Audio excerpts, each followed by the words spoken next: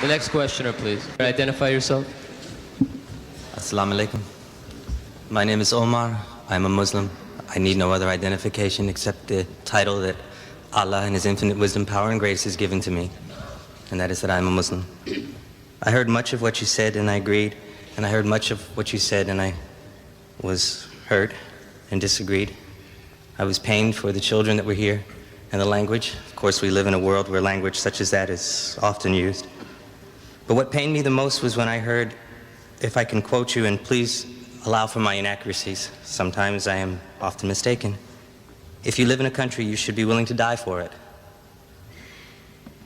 Well, there are many countries in which I'm willing to live, but there's certainly only one cause for which I'm willing to die.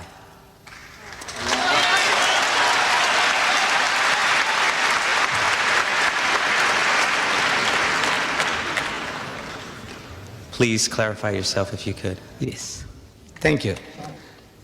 You see, I made a statement that if a country is worth living in, it is worth dying for. I did say that. Islam teaches us that if you can't live, you can't practice your religion, you can't do things right, then you make hijrah. Allah tells in the Quran that His earth is vast.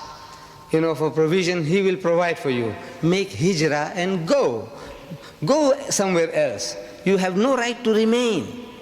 In a place now, if you are not allowed to practice your faith, your iman, our thing is now, if you are not in a position to practice your deen, you must get out.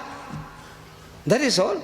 So, but if it's worth, I say, if it's worth living in, your country is at war and you sit at home and say, let the people die for you, for your children. I says, no, you must be prepared to defend the country against any outside attack. Right is right, wrong is wrong. But you owe certain loyalties to your country. If you're in Pakistan, you have to defend Pakistan. If you're in Saudi Arabia and there's conscription, in my country, there's no conscription for the black man. But if there is, I can't help it. He said, look, if you live in this country, you have to fight for this country. Otherwise, get out. So this is the answer I can give you, my brother. That I said, if it's worth, if you think it's worth living in, then it's worth dying for. If it's not worth living in, then you are free.